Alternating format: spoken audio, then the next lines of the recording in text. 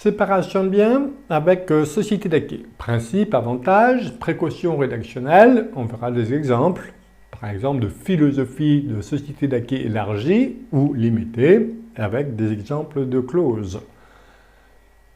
Le principe de la société d'acquis, c'est qu'elle introduit une nouvelle masse. En séparation de biens, on a les biens propres de l'un, les biens propres de l'autre et les biens indivis. Ici, on va adjoindre une société donc de biens communs. Et les règles de la communauté l'emportent toujours sur celles de la séparation. Donc si vous avez une séparation de biens avec société d'acquis, et que rien n'est précisé, qu'est-ce qui va se passer? On va se rapprocher d'un régime de la communauté de biens parce qu'il va y avoir aspiration par la communauté des biens propres. Donc voilà. Tout va reposer sur la rédaction des clauses du contrat et je vous en soumettrai quelques-unes. Alors, on peut aussi accorder des avantages matrimoniaux donc sur les biens qui composent la société d'acquis, puisqu'il s'agit de biens communs. Donc, attribuer au conjoint survivant plus de la moitié de la communauté, voire la totalité, avec la clause d'attribution intégrale de la communauté. On peut limiter la composition de la communauté, de la société d'acquis, selon les objectifs poursuivis. Par exemple, une société d'acquis pour les revenus autres que ceux de l'activité professionnelle. Je garde mes revenus professionnels. Société d'acquis pour la résidence principale. Il ne faut pas la nommer, il ne faut pas donner l'adresse, c'est la résidence principale. Et les meubles meublants. Voire une société d'acquis, par exemple, pour le compte ouvert au nom de 2 époux. Mais le compte ouvert au nom d'un seul époux reste impropre. Vous voyez, comme ça, on peut... Alors, il est facile d'enrichir la communauté, soit maintenant, mais on ne sait jamais ce qui peut se passer, donc j'ai plutôt tendance à conseiller d'élargir la communauté plus tard, par les clauses, et à ce moment-là, on se prémunit quand même d'un risque de divorce.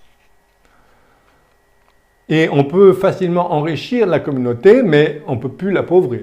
Ce qui a été apporté à la communauté, sauf exception, notamment, on verra la clause de reprise des apports à la communauté, en cas de divorce, notamment, pas en cas de décès, mais c'est ce qu'on appelle la clause dite alsacienne, qui était pratiquée en Alsace et qui a été validée, introduite dans le Code civil, donc qui doit figurer, bien sûr, dans tous les contrats.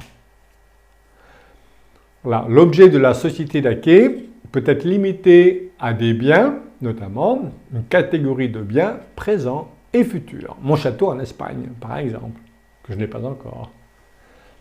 Alors, attention, avantage fiscal pour le calcul des droits de mutation à titre gratuit. C'est vrai que si avant une donation, je fais apport de mes biens propres à la communauté et qu'ensuite on donne aux enfants, bien, vous voyez bien que je vais réduire la base taxable aux droits de mutation à titre gratuit, puisqu'il y aura 2 donateurs, 2 abattements de 100 000 € par enfant et 2 fois des tranches marginales les plus basses.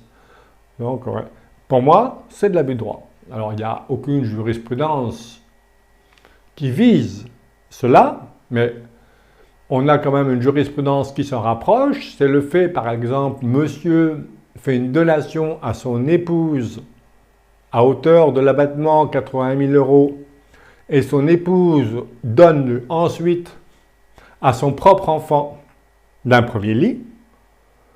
Si monsieur avait donné directement à l'enfant de madame d'un premier lit, on avait le tarif entre étrangers de 60%. En faisant ça, donation, l'abattement de 80 000, puis donation avec l'abattement de 100 000, 0. Et là, on a eu la sanction de l'abus de droit fiscal. Donc pour moi, changer de régime matrimonial avant une donation pour réduire la fiscalité est constitutif de l'abus de droit, mais c'est mon opinion. Et c'est vrai qu'on peut significativement réduire les droits de mutation à titre gratuit, que ce soit avec ou sans pacte du travail. Évidemment, l'économie est encore bien plus forte sans pacte du travail.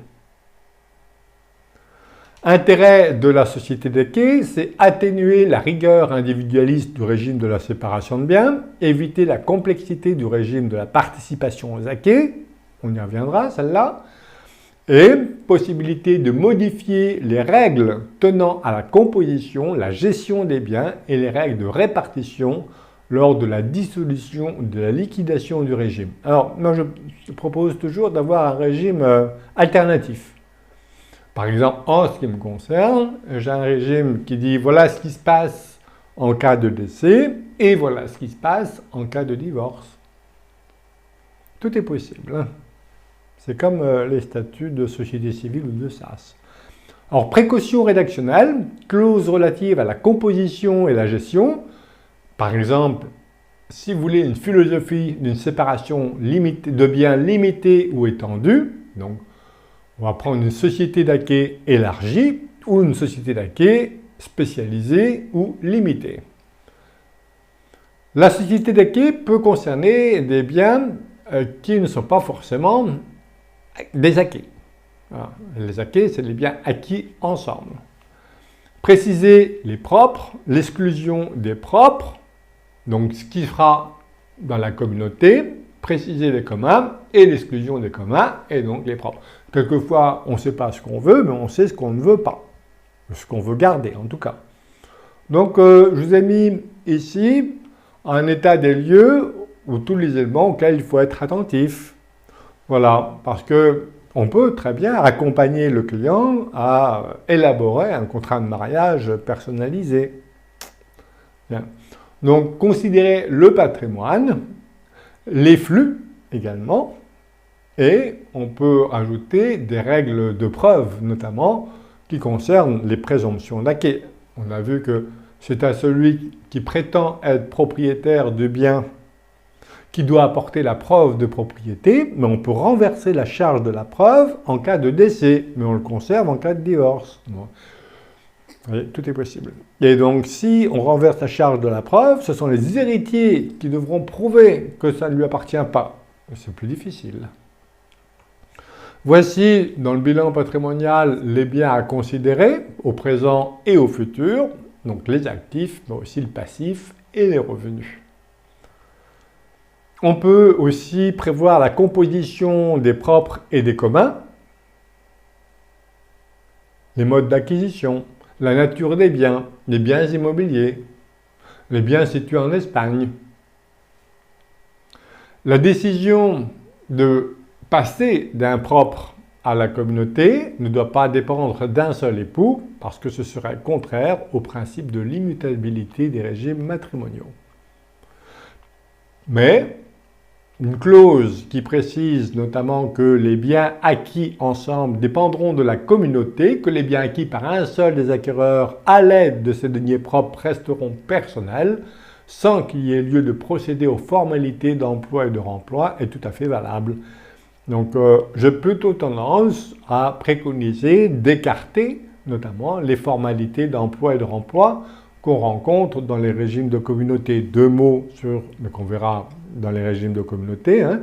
Les formalités d'emploi et de remploi consistent lorsque par exemple, je vends un bien propre qui m'était propre, reçu par exemple par donation, je prends des liquidités et je rachète un bien avec ces liquidités-là, eh bien, le nouveau bien acquis est présumé appartenir à la communauté, sauf si l'acquéreur a mis une clause, notamment donc qu'on appelle d'emploi et de remploi. Cette clause peut être réalisée a posteriori, mais avec l'accord du conjoint.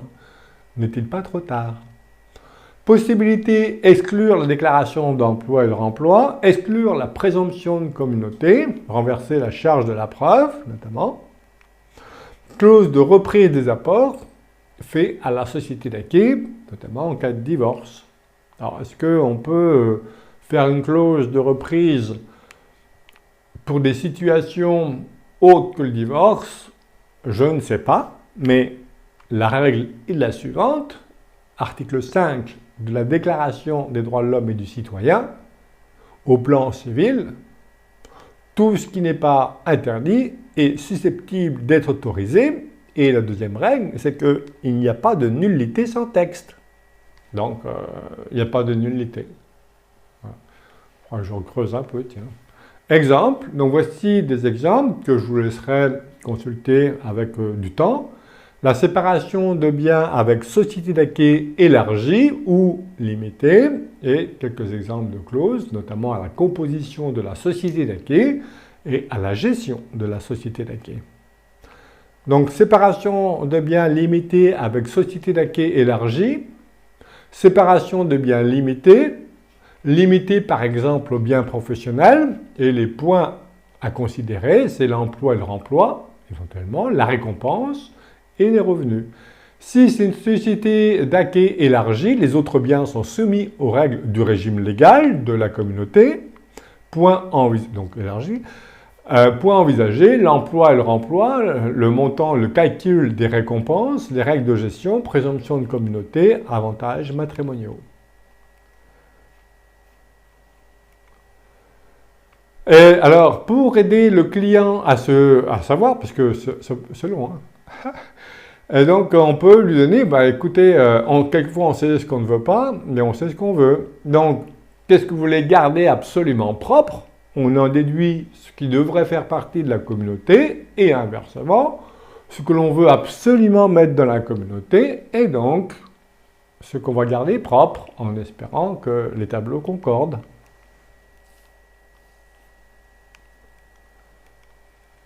À l'inverse, voilà, donc avec une société d'acquis limitée, la société d'acquis est limitée, notamment au logement et le mobilier qui le garnit, les contrats d'assurance vie.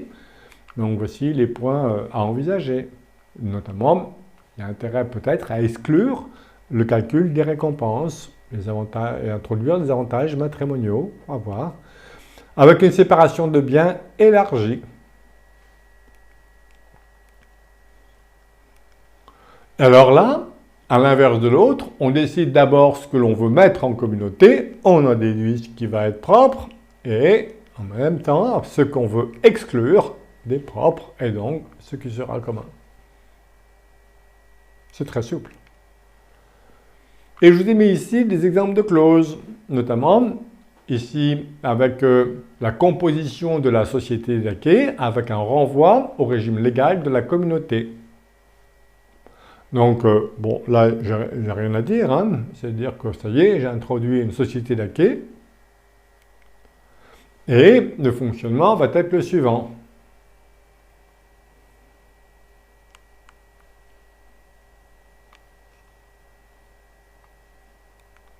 Les époux ont la faculté d'acquérir pour leur compte propre des biens dont ils feront déclaration de remploi, ici, je l'introduis. À défaut, le bien sera un acquis de communauté, ou alors exclusion du régime de la communauté pour avoir un régime plus vers la séparation de biens. Et on peut, par exemple, limiter le contenu de la société d'acquis. Ici, j'ai pris les immeubles. On peut aussi exclure les actifs professionnels. C'est une clause beaucoup plus efficace que celle que l'on voit et qui est nulle de celle de la participation aux acquis.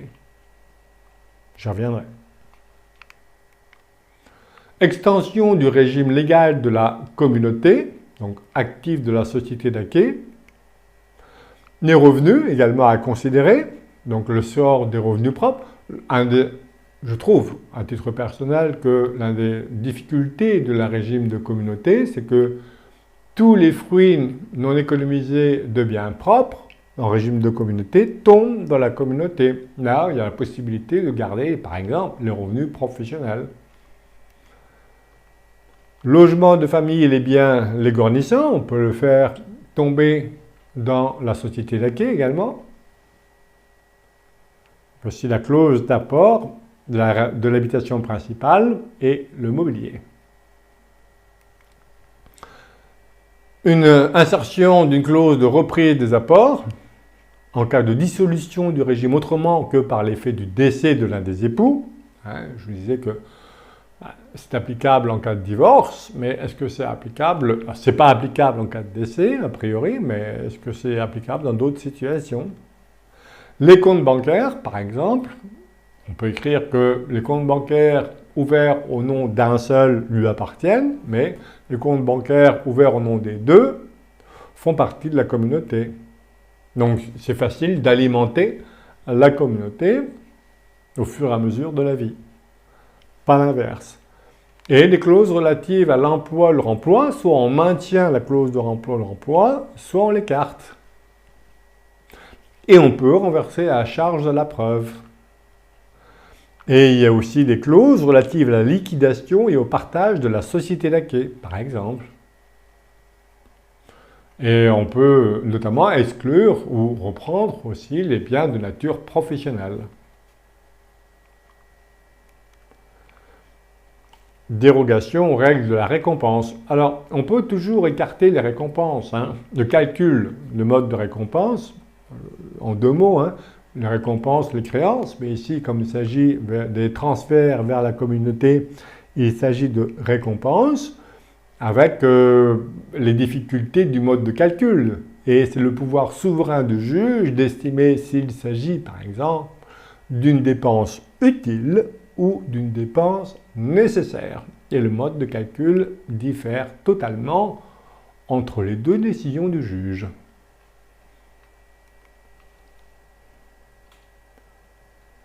Rapport d'impropre à la...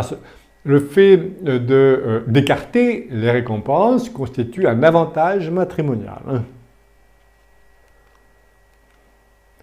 Alors, fiscalité, apport à la société laquée. Attention, si on est placé sous le régime des plus-values professionnelles, bien, attention à l'imposition.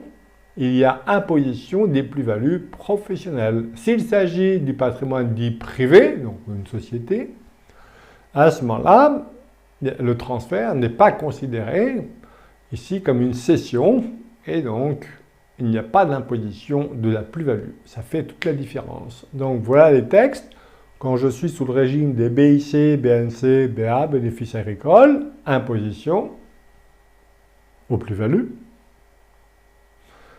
Ça sort de l'actif professionnel, alors que pour le reste,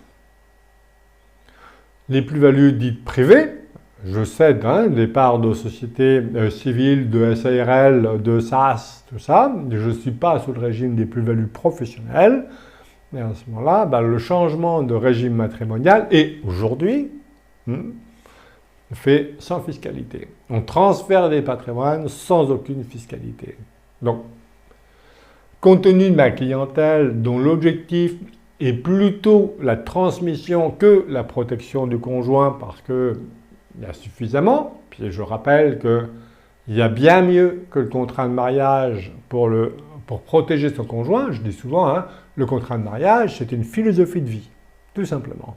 Voilà, on veut marquer le coup, voilà, ça fait partie de nos croyances, et donc on passe contrat ou on se marie sans contrat. Mais autrement, c'est une hérésie patrimoniale. Enfin, bref, c'est comme ça. Clause relative à la gestion de la société laquée. Parce que moi, j'aimerais bien protéger mon conjoint ou déshériter mes enfants, mais je veux garder la gestion des biens que j'ai apportés à la société laquée. C'est tout à fait possible.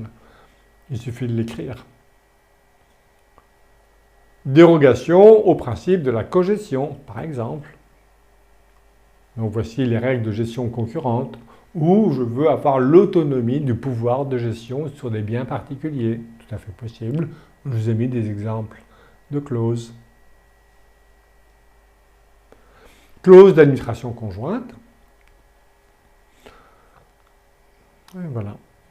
On a fini avec le régime de la séparation de biens avec ou sans société d'acquis.